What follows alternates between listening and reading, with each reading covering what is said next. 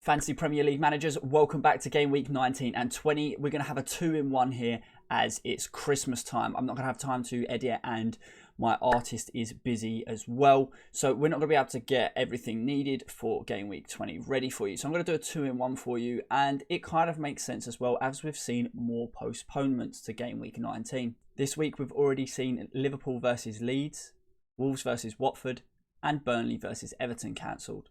Now, this is going to have a huge impact on many teams across the fantasy football world, with many of us having players like Trent Alexander-Arnold, Mohammed Salah, Diogo Jota, Rafinha in our teams, and more. So what do we do about this? So the first player that I'm going to focus on and speak about this week is going to be Mohammed Salah. Now, their game against Leeds has been cancelled and they face Leicester followed by Chelsea. Now, you would think that given that the Liverpool-Leeds game was cancelled due to Leeds having a lot of COVID players and injury-hit players, that the Liverpool fixture against Leicester would still go ahead because Leicester haven't reported any COVID cases that are having a huge impact on their team at the moment either. So with thoughts of that game week still going ahead, Salah is going to miss out this week, which leaves a conundrum. After this week, they face Leicester. Leicester are known for conceding goals at the moment, and Salah will be looking to add to his golden boot tally before he goes to AFCON, which is the African Cup of Nations. Now, he has been given permission to play Chelsea in Game Week 21, but as we know, that's going to be a pretty tricky fixture, especially with Chelsea being one of the best defensive sides in the league. So then you have to think, if he doesn't play this week, he has Leicester, and then Chelsea, and then he's out as he goes to the Africa Cup of Nations. Is it worth keeping him in your team at the moment? We could see a lot of players potentially selling him, which means his price may drop.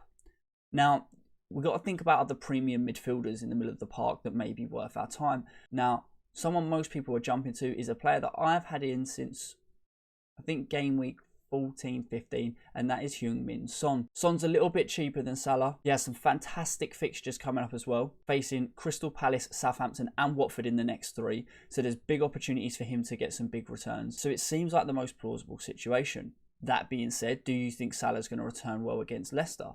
So this is one of the main concerns a lot of people seem to be having. I'm teetering towards losing Salah. The issue I have is I already have Son in my team, so I don't know who I would switch him to in midfield. Riyad Mahrez isn't someone who is overly nailed in that Manchester City side. Rotation can come up a lot, especially with the fixtures that City have coming up. Kevin De Bruyne hasn't exactly been on scintillating form and has just returned as well. I already own Bernardo Silva. Foden and Grealish are currently undergoing disciplinary measures, it would seem, from Pep based on their off-field antics. So there's a bit of trouble there for me. Do I take a punt and lean towards the likes of Rashford, Sancho, Greenwood if he even gets a start? Rashford playing out of position as he plays in the front 2, even though he's registered as a midfielder of Fantasy Premier League, could be a good option. United don't have the hardest of fixtures as they face Newcastle, Burnley and Wolves in their next 3. So there's a lot of debate for me at the moment as to whether or not I keep him. But let's address the other elephant in the room. For those of you who haven't been keeping a close eye or haven't logged into your Fantasy Premier League at the moment, the fixtures have been postponed for Boxing Day that I've mentioned. So that means because 2 of the fixtures were the early kickoffs on Boxing Day, the deadline has been pushed back to 1:30 on Boxing Day afternoon. So this means you've got until then to make your changes. Now, given how late we've seen some postponements pop up, I would recommend not making any transfers until Boxing Day morning, if you don't have a hangover from your Christmas Day celebrations and antics. But the reason I've brought up these postponements is the team at the Fantasy Premier League Towers, they've decided to give us an extra free hit. Now, it's worth noting you cannot use the free hit prior to Game Week 20. You won't be given the extra free hit prior to Game Week 20. So if you haven't used the original one, you can still use that this week, or you can use it for Game Week 20. But the second one, if you've already used it, you can't use prior to Game Week 20, and you can't use your free hits in back-to-back weeks. Now, currently, as you can see from my team, I have 9 players that can play. So I can only field 9 players. Now, I do have 2 free transfers, but I'm quite happy with my team. Now, if I'm going to take someone out to bring them in, Gelhardt's going to be too hard to replace as a cheap striker. Dennis, again, is going to be pretty hard to replace as a cheap striker. And then that leaves me with the 3 Liverpool players that I don't really want to take out: Salah, Jota and Trent. Now, I could do Salah to someone because I'm planning on taking him out anyway. What with him disappearing in the African Cup of Nations, I can't see him getting too many against Chelsea. And I don't know what he's going to be like against Leicester. The game could potentially even get called off. But what I will say is don't use your free hit if you can field 9, 10 or 11 players. Think about what's coming up. The amount of games that have been cancelled, which is a total of 16 at the moment between COVID, weather and the Club World Cup, means that there are probably going to be a bundle of double game weeks. Now, would you rather use your free hit this week for fixtures that might still get cancelled on Boxing Day? Would you rather use it on game week 20, where teams would have only just played 48 hours earlier, where fixtures could still potentially get cancelled? If we look at teams like Leeds, who have had a lot of issues, if their issues are recent, then their game week 20 fixture may get cancelled. We've already seen the Premier League say that a lot of Watford players are returning and would be expected to face West Ham in game week 20, but that could still get postponed. We don't know. So do you want to take a risk and free hit for people that may still not play? Or do you want to hold that free hit and potentially use it on a double game week where you could benefit by picking, I don't know, 8, 9, 10, 11 players that are potentially playing twice? It's worth thinking about as well, especially with the change of fixtures that we've got coming up. So Chelsea don't have the nicest run of fixtures coming through. They miss a couple of weeks due to the Club World Cup. So my recommendation to you is don't use either or one of your free hits unless you are really struggling this week and you've got 5 or 6 people that are going to play.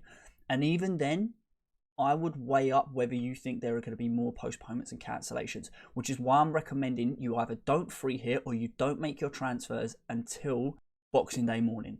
And I would leave it until as late as possible. So maybe Boxing Day lunchtime, like midday, 1 o'clock. That's when I would look to make my changes. Yes, you might pay an extra 0.1 million or you might lose 0.1 million on a player, but that's probably going to be more beneficial in the long run to have lost that 0.1 million than to make transfers or potentially take hits for players that then may not even play. Imagine you took a -4 by taking out Salah and bringing in Kevin De Bruyne, and then City's game gets postponed. You've taken a -4 for a player that doesn't play anyway.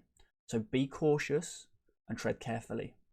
Now, one thing that is worth also noting from the Liverpool postponement is that Robertson's suspensions has now moved. So whilst Liverpool did play in the Carabao Cup midweek and that counted as one of his domestic bans, he still has 2 more games that he needs to miss, and those fixtures are going to be the Leicester and the Chelsea game. So now he's not facing Chelsea. This could be good for Chelsea going forward. Missing Robertson, Tsimikas is probably going to come in and deputise. And what I'm going to do now is I'm going to talk to you about the spotlight of players that I would have recommended for this week and next week prior to the postponements, because I still think it may apply. These are still players that I'm going to keep an eye on and monitor myself going forwards, and changes that I'm thinking about making. I'm just going to try and shorten it down and keep it a bit short and sweeter for you. My editor did do a lot of the artwork. In case you haven't already noticed, I've still got the armband on Salah this week, and I've not made any changes to the team. So I need to talk you through some of the changes because the artwork doesn't reflect it, as we did this prior to the postponements being made. So the first one is going to be that Ben Johnson, who played in the Carabao Cup midweek, seems like he has returned. And with a doubt still over Cresswell, Johnson has deputised at left back multiple times across the season as Soufal returns from his suspension. So Johnson comes in at the back for a potential clean sheet, I'm hoping, against Southampton, and Trent moves to the bench. Now, my captaincy option has moved to Son, as I think he can get goals against Palace, and he has actually returned in 5 of his last fixtures against Palace. And the vice captaincy this time has gone to Cancelo. So with that being said, what other changes I'm going to make to my team? I am looking to move Salah out. Now, I need to decide whether I'm going to do a straight swap, as I have 2 free transfers, Salah to Rashford, or do I want to do Salah and Dennis or Salah and Gelhardt to someone like Ronaldo and another reasonably priced midfielder. But without further ado, let's jump into the spotlight. So starting off, we're going to talk about Tsimikas. Tsimikas is now going to face Leicester and Chelsea most likely, as Robertson is suspended for both of these games. And it's worth noting that at 3.7 million, Tsimikas is super cheap. And with the amount of people that might be jumping on this bandwagon, or who would have already jumped on it thinking that he was going to play Leeds, it could mean that his price is going to rise. The only question is, do you want a £3.7 million defender that has got Leicester and Chelsea and takes up a Liverpool slot? But it could be worth noting he's a good little bench option and he frees up funds elsewhere, whilst he might earn you a pretty penny or two before the new year kicks in when you get your second wild card. Next up, we've got Ben Davies of Tottenham. Now, he's reasonably cheap given that he's only 4.5 million and he's a starter for what is argued to be a top 6 team. Antonio Conte seemed to have Spurs ticking over a bit better with their recent win against West Ham in the Carabao Cup. Yes, it hurt me. And they're also undefeated in their last 5 in the Premier League, with Davies recording 3 clean sheets and picking up 2 assists in those 5 fixtures. Now, I spoke about Son and the fixtures he has coming up, and the same applies to Davies. They face Palace, Southampton and Watford in their next 3 games. So this is an opportunity for huge points, and well, at 4.5 million, he's not exactly breaking the bank. Bit of a different layout for you for the next one, as this is down to your own decision making and your perception. But I've got 3 Wolves defenders here on the screen for you to think about. We're looking at Coady, Kilman and Ait Nouri. Now, Ait Nouri is currently flagged and potentially injured. However, he is due to return shortly. So at the cheap price of 4.3 million, are you willing to bring him in and stick him on the bench until he's returned to fitness? Or do you want to go with someone who can hit the ground running like Coady and Kilman, who are, after all, only 0.2 million more expensive? Coady and Kilman are matched for game time with just 4 minutes separating the two. Wolves have kept 4 clean sheets in their past 6 fixtures, and 2 of those 4 have come against the current top 5 teams in the Premier League at the moment, being West Ham and Chelsea. And the 2 that they conceded in, Liverpool and City.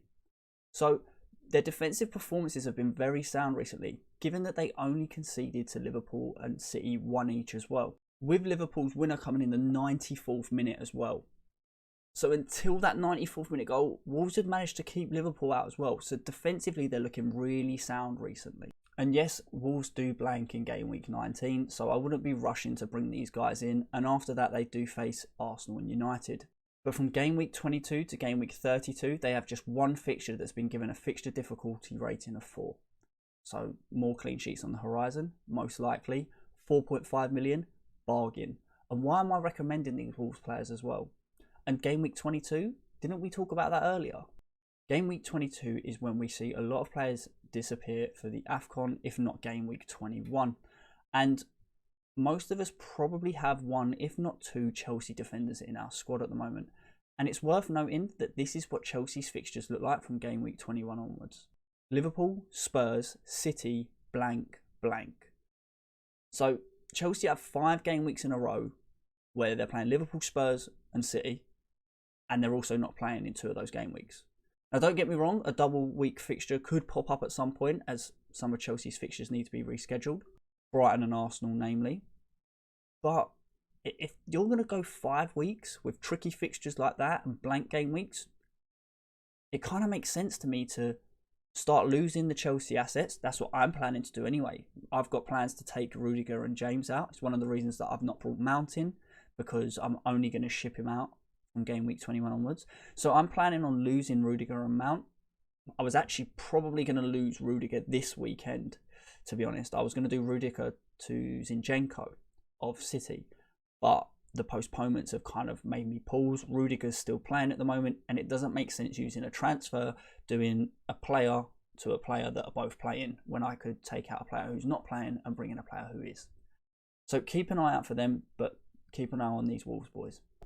My first midfield recommendation for this week is Martinelli of Arsenal. Now, he started 5 of Arsenal's past 5 Premier League games, and he's got 5 attacking returns. The guy's on form. Now, they're still playing this week. So at the moment, they're still playing on Boxing Day. And they're facing a Norwich side that have been hit with COVID and injuries galore. This team is on the bare bones of its squad. This may mean the fixture gets cancelled on Boxing Day, but if it does go ahead, then Martinelli could have a field day against a Norwich side that is literally on its last legs. 3rd worst defensive record in the league, and Arsenal are starting to find some form. I've been considering doing Salah to Martinelli. It will free up 6 to 7 million, which will make it so easy for me to upgrade the likes of Dennis and Gelhardt to a Kane or a Ronaldo. And at 5.3 million, he's a bit of a steal, let's be honest. Next up is Mahrez. Now, he hasn't exactly had the best season at City so far, with the amount of substitute appearances and games that he's missed. But with Foden and Grealish's indiscretions currently, and Pep seemingly unhappy with the pair of them, Mahrez has the opportunity to keep performing the way he has in the past 2 game weeks, where he's picked up 4 attacking returns 13 and 12 points respectively in game week 17 and 18. And he could do it again. He can keep doing the business. We've all seen how good Mahrez is. And at 8.4 million, he doesn't exactly break the bank. And again, this is an easy transfer from Salah to Mahrez. Banks you a bit of cash as well if you've got an extra free transfer. And finally, for game week 20 onwards, one of my striker recommendations would be Callum Wilson. From game week 20 to 25, all of his matches are ranked 3 or below on the fixture difficulty ratings. This is an opportunity for him to get some goals and try and drag Newcastle out of that bottom 3. And bearing in mind he faces Everton twice, Watford and Leeds in those 6 fixtures, they're all teams that are conceding goals. This is an opportunity for him to really bag a few goals and pick up some points here. Anyways, guys, keynotes from this week that we need to remember is if you can field minimum 8 players, maybe 9 or 10, don't use your free hit. You've got a second free hit to use if you've already used your first. If you haven't, you've now got 2 to use. Think about the double game weeks coming up in the future and make your transfers as late as possible every game week between now and the new year at least, including New Year's Day.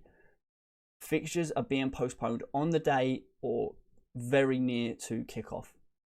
The later you wait, the better chance you have of not making a transfer that's going to cost you points where a player may not end up starting. But good luck, and until next time, have a very Merry Christmas and a Happy New Year. Take care.